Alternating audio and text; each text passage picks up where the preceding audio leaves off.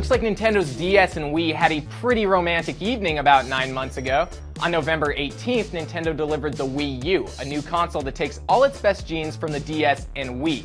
The Wii U, like the DS, has two screens. One's your TV, and the other's the Nintendo Gamepad, a controller with a 6.2-inch touchscreen, a front-facing camera, a microphone, and a list of features so long it can make your head spin. The Wii U Gamepad has a geomagnetic sensor, gyroscope, and accelerometer, and allows you to do all sorts of previously unimaginable stuff in conjunction with your TV. Like I said, good genes.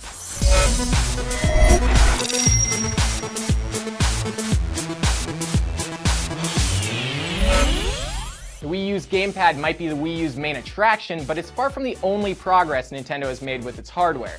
The Wii U is Nintendo's first HD-capable console, displaying in glorious 1080p, which makes everything crisper and more defined on HD TVs. The Wii U is also the only current console that actually comes with an HDMI cord by default, making setup an absolute cakewalk. Depending on which version you get, the system comes with 8GB or 32GB of storage, both of which can be expanded via SD cards or external hard drives. While this might make for a wiry mess, it's also a solution that allows you to buy storage on the cheap, which is great. It's also a good deal more powerful than its predecessor. The processor is an IBM Power multi-core processor, and the GPU is an AMD Radeon-based high-definition GPU. Unfortunately, it's still hard to know just how powerful the system really is. There have been plenty of decent launch ports, but until developers push the Wii U to its limits, it'll be hard to know just what it's capable of. And besides, with the Wii U, Nintendo is trying to capture more than pretty graphics. They're trying to give gamers a brand new way to play, and this is where the Gamepad shines, and occasionally flounders. All the features of the Gamepad can lead to a flurry of features that developers are just beginning to know what to do with. I've thrown ninja stars by sliding my finger across the Gamepad screen. I've selected combos from a long list to beat difficult bosses. I've driven futuristic cars by tilting the Gamepad like an oblong steering wheel. I've played a full Mario game exclusively on the Gamepad while my friends watch movies on the TV. And then I've been forced to blow into a microphone to raise platforms. All that controller greatness comes with a price, however, and that price is a short battery life, namely 3 to 5 hours depending on brightness and volume. That's already bad, but to make things worse, you'll also need to plug the Gamepad into a wall. The Wii U can't charge it. Sure, this won't be bad for everyone, but for those without an extra outlet within the cord's 11-foot reach, this will be a huge pain. While you might think you won't play for 4 hours, you'll realize just how little 4 hours is if you forget to charge your controller after each and every game session. That's a bad battery by tablet and controller standards. An iPad lasts about 10 hours, the Wii U Pro controller can last about 80. Not all games need to be played with the Gamepad though. There is support for traditional controllers and aforementioned Pro controller. But many games will depend on Wii U's two-screen experience, so this is going to be an issue you're going to have to contend with.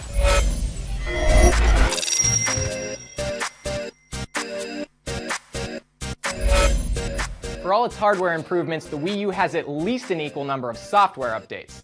The Wii U menu is like a highly refined Wii menu. It has the same channel experience, but everything is smoother, from the edges to the aesthetic.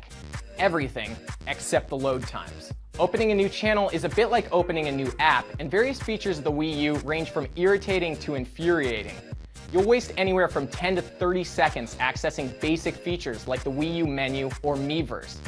These loading screens don't have a progress bar and feel painfully slow.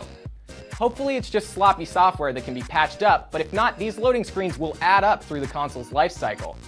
The Wii U also represents Nintendo's first shot at a fully baked internet experience, complete with all the risks and rewards intrinsic to online interactions. Nintendo has introduced Nintendo Network IDs, which is a bit like those ridiculously long friend codes, except good. These network IDs allow you to integrate a single Mii with an online profile, which then allows you to make e-friends, post images, message your friends, and join communities on Miiverse. But what's Miiverse? It's a bit like Nintendo's vision of a social network. It's a place where you can find a community based around one of your Wii U games, like New Super Mario Bros. U, and post screenshots of your favorite levels, ask for tips to beat Bowser, or just doodle Yoshis. Friends and strangers alike can yeah your posts or reply to you with hints or messages. The whole thing is a wonderful addition that's almost always family friendly, but of course you're bound to find a sly drawing or message every once in a while. The Wii U's newfound internet maturity doesn't just stop with Miiverse though. The eShop utilizes banners to highlight games, which looks and functions a bit like the iTunes Store. It's overall an enjoyable experience, though navigation can be a bit confusing and the eShop could stand a few more genre-based hubs.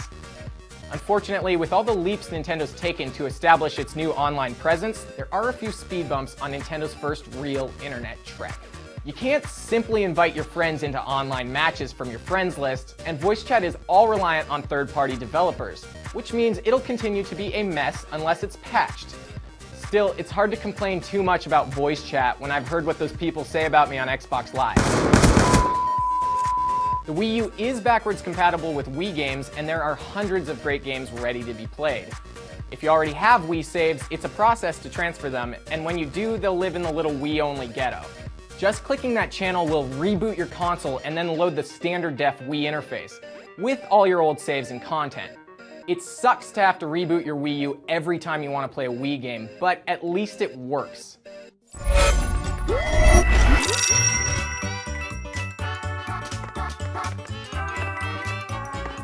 Tablet owners and those with Nintendo DSs may feel a bit of deja vu, but as far as consoles go, the Wii U is wonderfully unique. The gamepad is capable of everything a normal controller is capable of, and more. Asymmetric play is an absolute blast, and definitely here to stay. But the gamepad's poor battery life and a few software problems do put a damper on the experience. The Wii U is probably not the next-gen powerhouse you've been waiting for, if you've been waiting for one at all, but Nintendo's really onto something special with the two-screen dynamic. And it's enough to keep the most hardened skeptics hopeful. Because the Wii U works with all your Wii controllers, its MSRP of $300 and $350 is not the toughest pill to swallow. However, the deluxe bundle is your best bet. It comes with Nintendo Land, a savings program, a sleek black finish, and an additional 24 gigabytes of storage. For more on the Wii U and reviews of its launch lineup, keep it on IGN.